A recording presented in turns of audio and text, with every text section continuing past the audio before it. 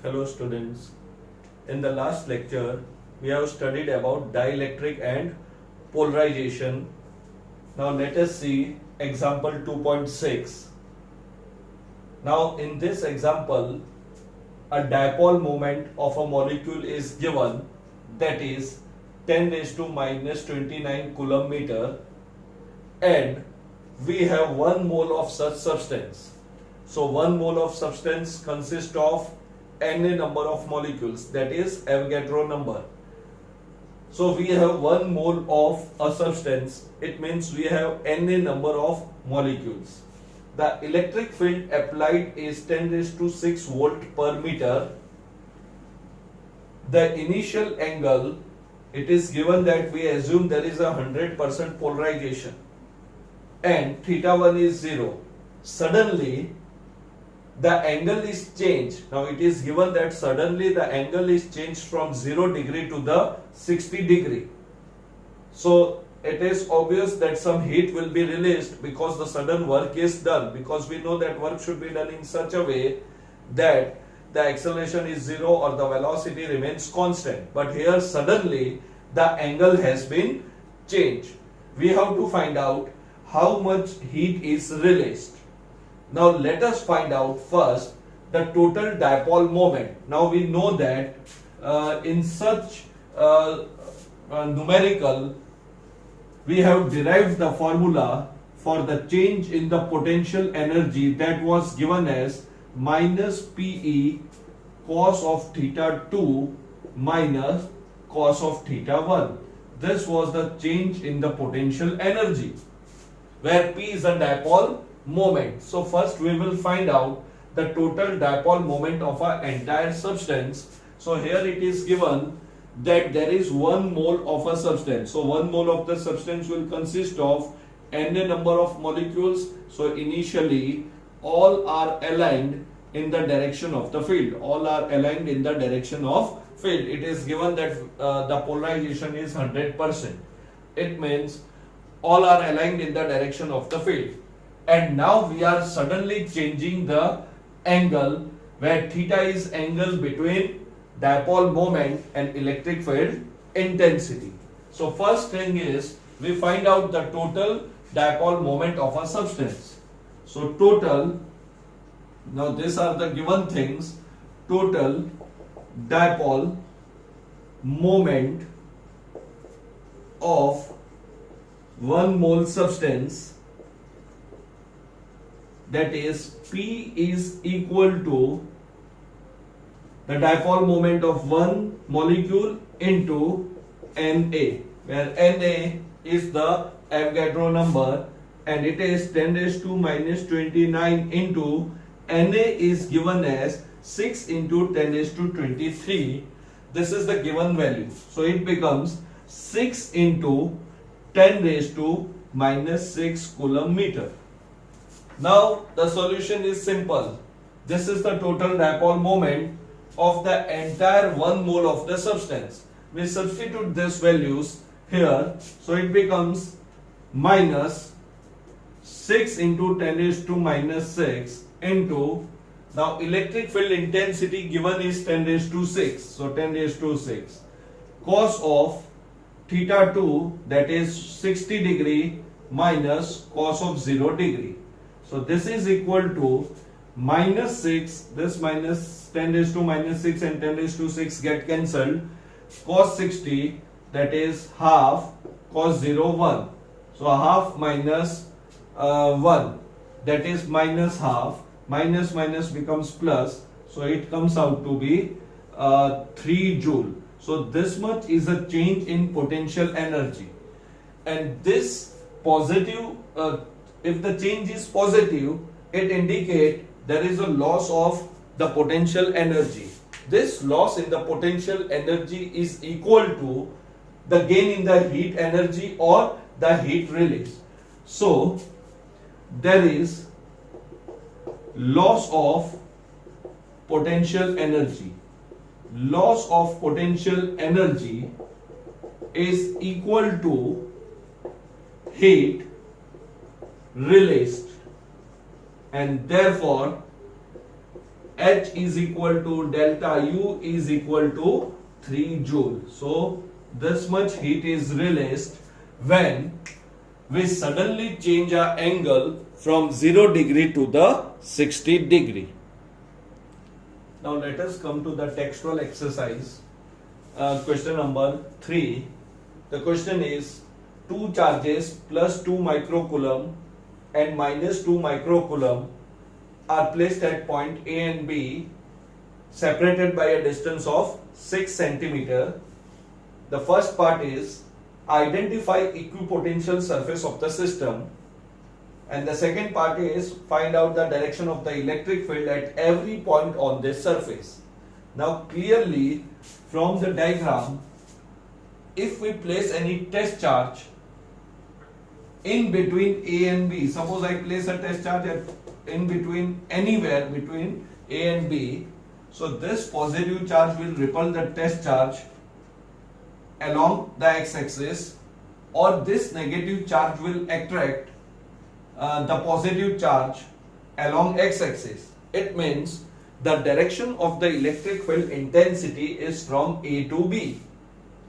Now we know that the equipotential surface, if you remember, if the electric field intensity is along the x-axis, the equipotential surface should be normal to it, that is along YZ plane.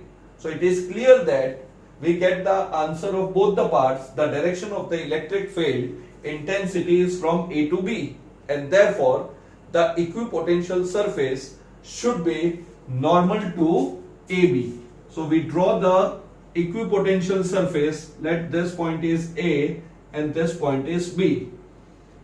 This is separated by 6 centimeter. So plus 2 microcoulomb minus 2 microcoulomb. So if I consider this as an x-axis, the equipotential surface should be in the YZ plane. So this is the equipotential surface which is normal to AB. So we write this, that equipotential surface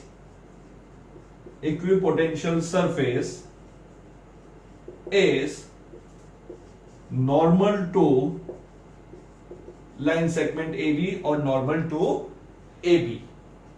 And the second part, what is the direction of electric field at every point on this surface? So if I consider any point, say this point C is considered on an equipotential surface, so the direction of the electric field will be from point A to B, or you can say the direction of the electric field intensity is normal to the equipotential surface. So second part, the direction of electric field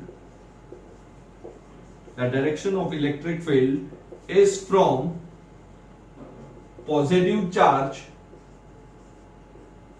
to negative charge, and it is normal to the equipotential surface. So if I consider any point on an equipotential surface, here for example if I consider point C, the electric field intensity is from A to B, that is normal to the equipotential surface.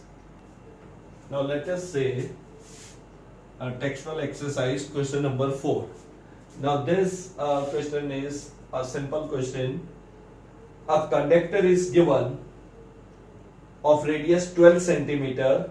So we denote the radius by capital R, 12 centimeter, that is equal to 12 into 10 raised to minus 2 meter, and the charge is uniformly distributed on it is 1.6 into 10 raised to minus 7. Again the three part is given, so this numerical is actually related with the chapter number 1. Inside the sphere, just outside the sphere. When we say just outside the sphere, we mean on the surface. And last is at a point 18 centimeter from the center of the sphere. Now, as far as the formulas are concerned, the electric field intensity for a solid conductor and a spherical shell are same.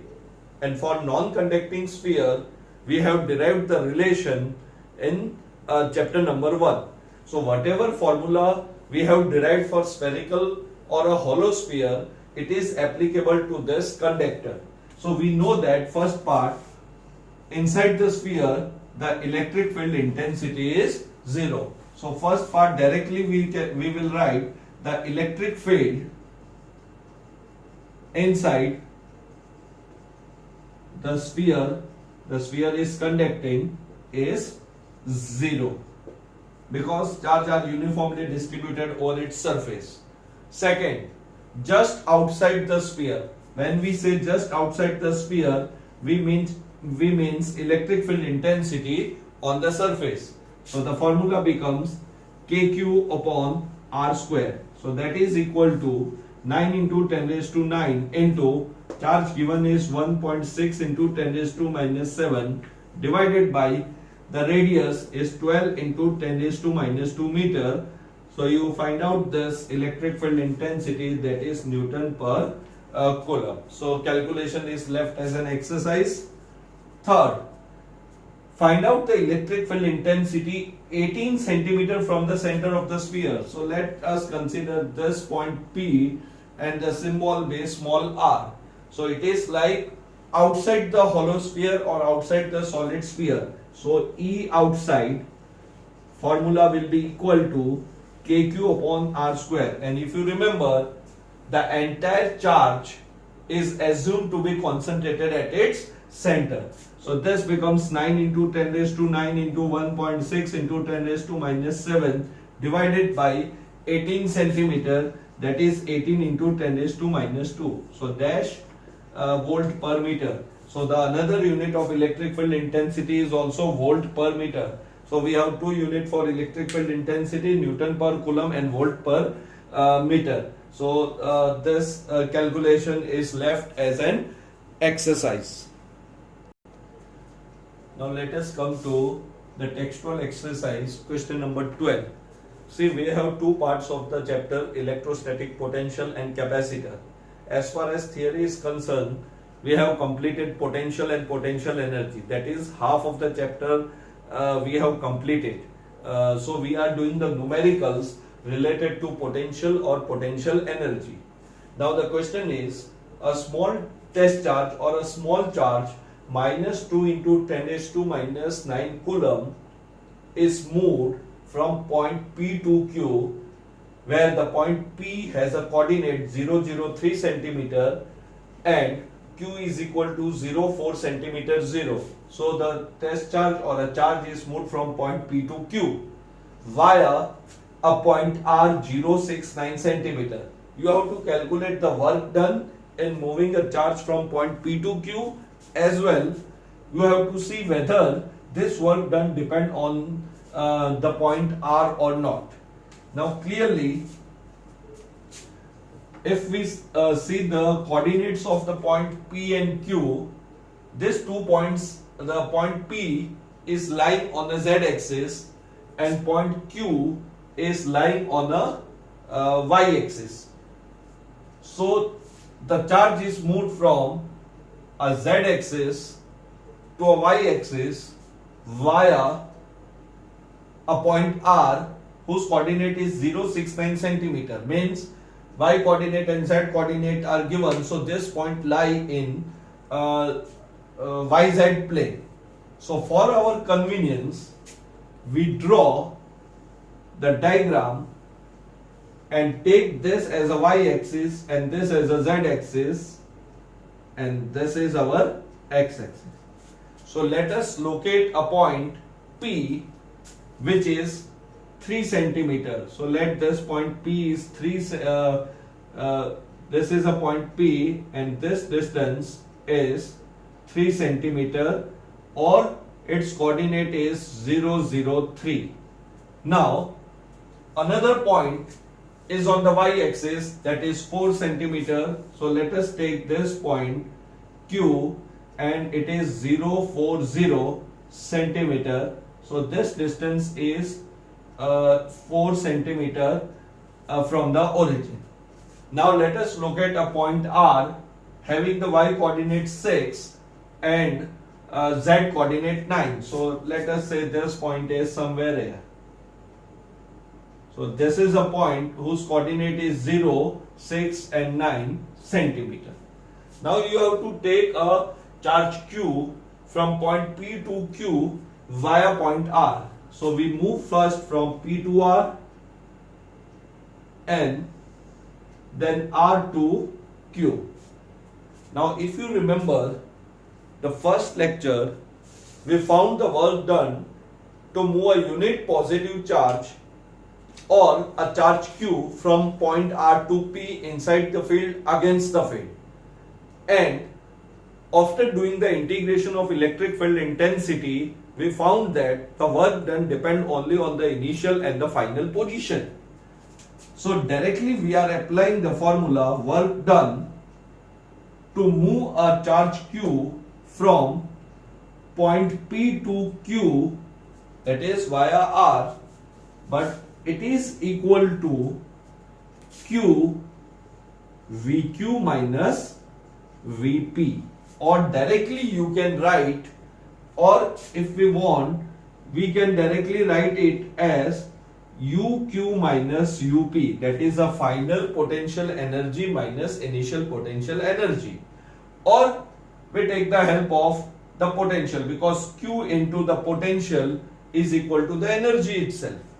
So this is the charge which is moved from one point to the another point, that is from point P to point R. Now it is also given that 8 millicoulomb charge is located at the origin and you have to move a Q charge. So this becomes our test charge and this is the source charge. The source is at the origin. So clearly work done from P to Q is equal to test charge into the potential difference, or you can directly write UQ minus UP. So this is equal to Q VQ, that is K source upon distance between the test and the source. So test charge is moved from point P to point Q. So this is the final position RQ minus K source, distance between test and source, that is RP. So this is RP, this is RQ. The point R is insignificant because when we do the integration, the limit comes from point P to point Q, that is final minus initial. So taking this constant terms outside, so it becomes KQQ 1 upon RQ minus 1 upon RP. So this is equal to 9 into 10 raised to 9 into capital Q is at the origin, that is the source, 8 millicoulomb. So 8 into 10 raised to minus 3. Test charge, which is denoted by small q, it is minus 2 into 10 raised to minus 9. And within the bracket, it is 1 upon RQ minus 1 upon RP. So 1 upon, now final position, that is a 4 centimeter from the origin. So 4 into 10 raised to minus 2 minus initial position from the origin or from the source, that is 3 centimeter. So 10 raised to minus 2. Therefore, this 10 raised to minus 2 can be taken as a common. So 9 into 10 raised to 9 into 8 into 10 raised to minus 3 into minus 2 into 10 raised to minus 9 divided by 10 raised to minus 2. And within bracket, you are left with 1 by 4 minus 1 by 3. And therefore, work done from P to Q is equal to, now let us equate this power. So this is 9, 9 minus 3, 6, 6 minus 9, minus 3 plus 2, that is minus 1.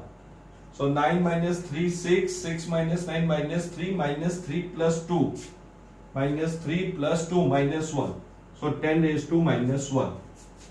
Then 9 into 8 into minus 2, and here in the bracket, within the bracket you will get 3 minus 4 divided by 12, that is minus 1 by 12.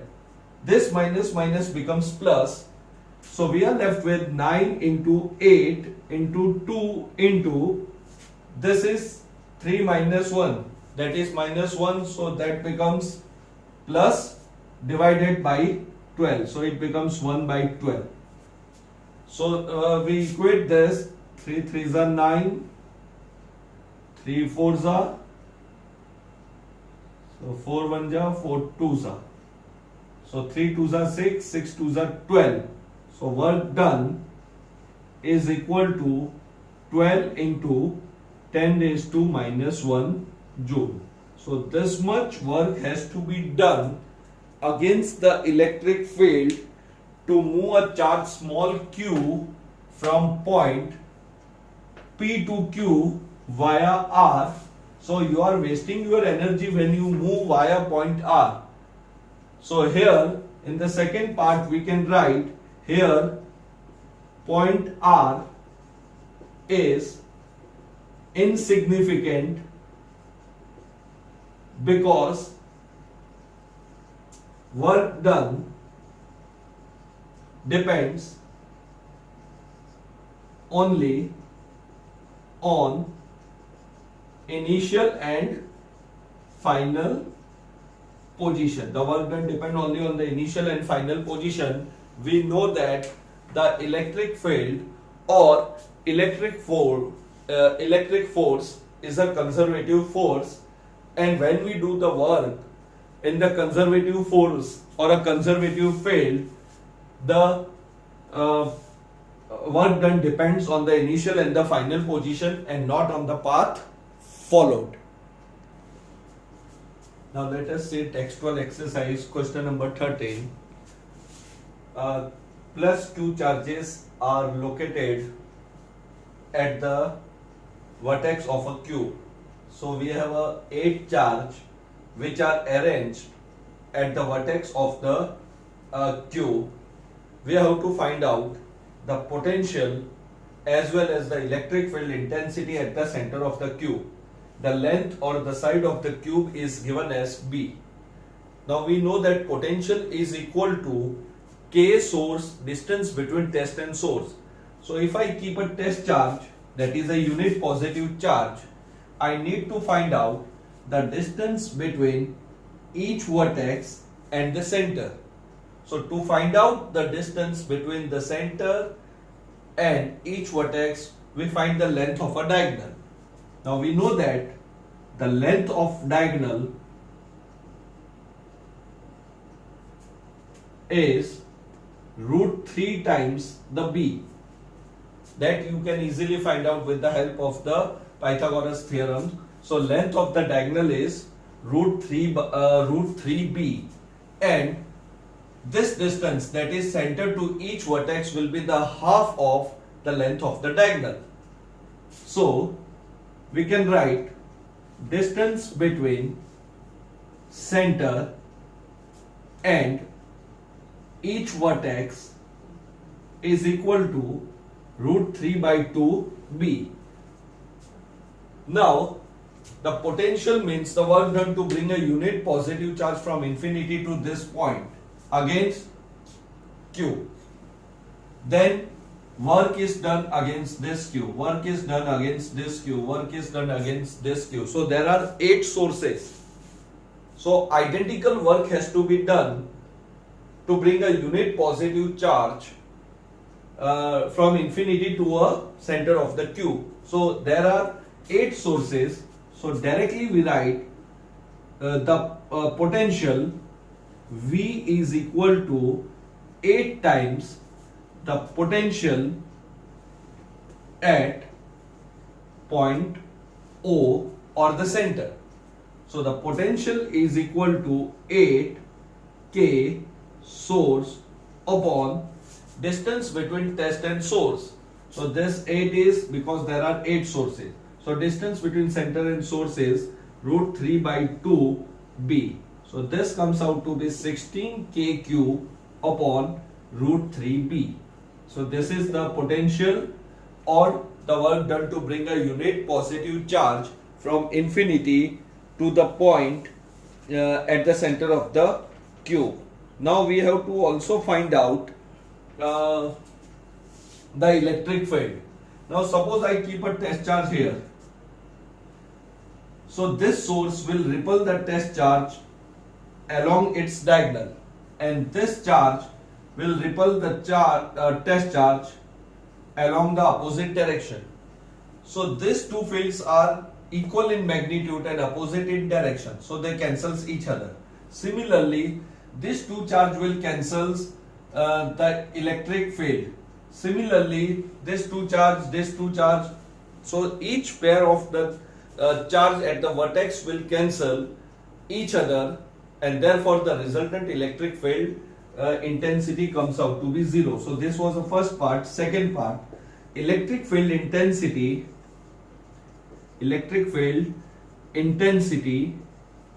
at center is 0 because each pair of charge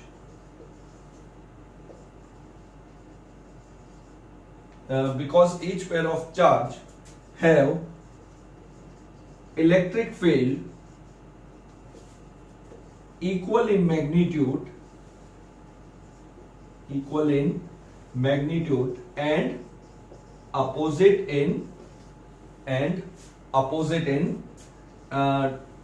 direction. So it is clear that the resultant electric field intensity will be 0 because the charge across the diagonal will have opposite field. Similarly, this diagonal will repel the electric field across this diagonal will be equal in magnitude and opposite in direction. So like this, if we find out, there will be the 4 pairs and the resultant electric field intensity comes out to be 0 at the center of the cube. Now let us come to textual exercise question number 19. We have a H2 molecule.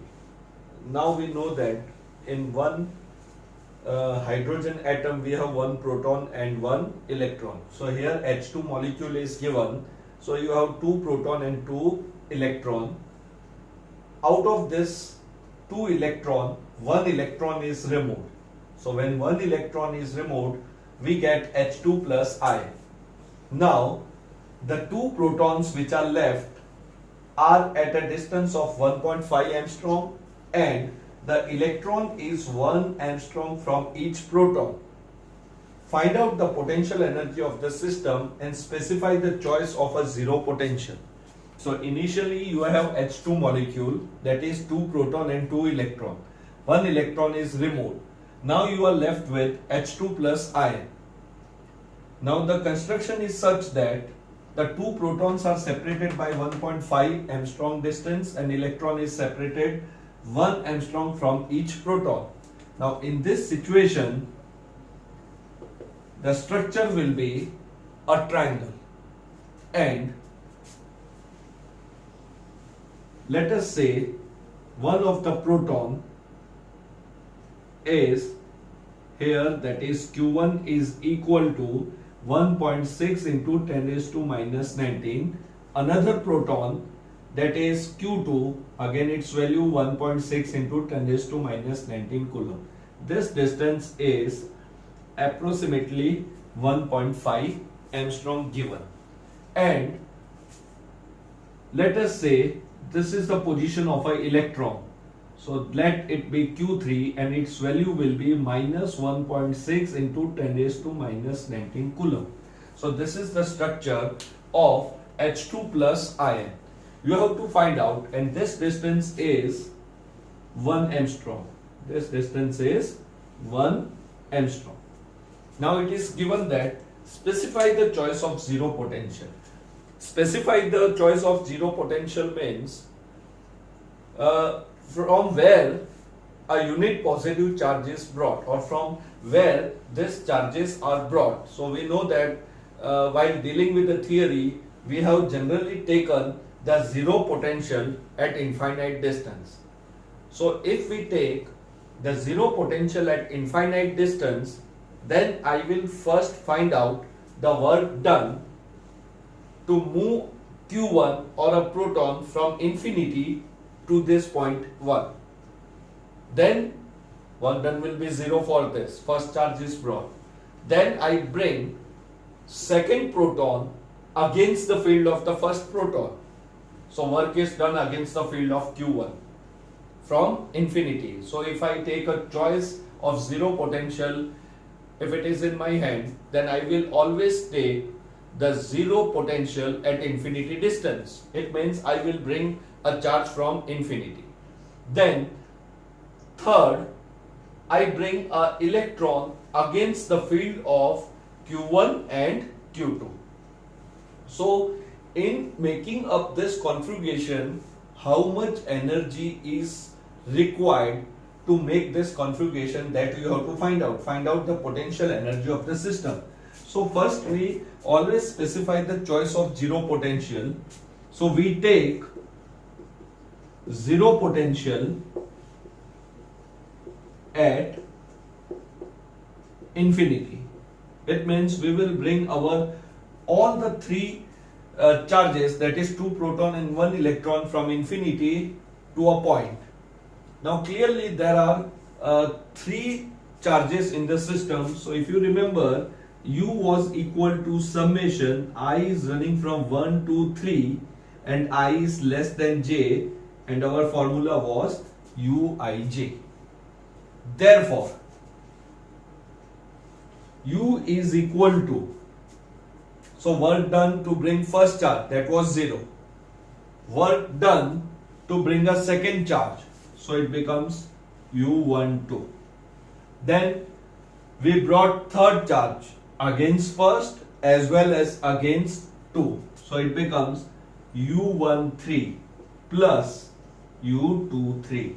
Or I started from 1, I is less than J, so J becomes 2, then I becomes 2, J becomes 3, and like this U13. So there are total 3 charges in the system. Directly you have to apply the formula. So U is equal to now U12, that is K Q1 Q2 upon R12, that is distance between Q1 and Q2. Then plus 13, so 13 K Q1 Q3 R13. Then 23, so plus K Q2 Q3 upon R23. Here R12 is equal to 1.5 angstrom, that is 1.5 into 10 raised to minus 10 meter. R13 and R23 are equal, that is the distance of electron from the proton, 1 angstrom, so 1 into 10 raised to minus 10 meter. Now we substitute all these values. So this is equal to K Q1 is a proton, 1.6 into 10 raised to minus 19. Q2, it is also a proton, so square, divided by distance, that is 1.5 into 10 raised to minus 10. 13, so 1 is proton, 1 is electron, so you have a minus sign, so K into 1.6 into 10 raised to minus 19 whole square upon, so minus sign is because one of this charge is an electron, 13, that is 1 into 10 raised to minus 10. Similarly, you have 2, 3, again 2, 3, 1 is proton, 1 is electron, so we take a minus sign, so K into 1.6 into 10 raised to minus 19 whole square upon 1 into 10 raised to minus 10 meter. So this is equal to, so taking the constant terms, that is K, 9 into 10 raised to 9 into 1.6 into 10 raised to minus 19 whole square divided by, now common 10 raised to minus 10. So within bracket we are left with 1 upon 1.5 minus 1 upon 1 minus 1 upon 1. So that becomes minus 2. So this will become minus 2. So if you take the LCM, you do this calculation, that is equal to 9 into 10 raised to 9 into 1.6 into 10 raised to minus 19 whole square upon 10 raised to minus 10, 1 upon 1.5 minus 2 or 2 upon 1. So clearly this will be the negative term, so it will become 1 minus 3. It will become 1 minus 3, that is minus 2 upon 1.5.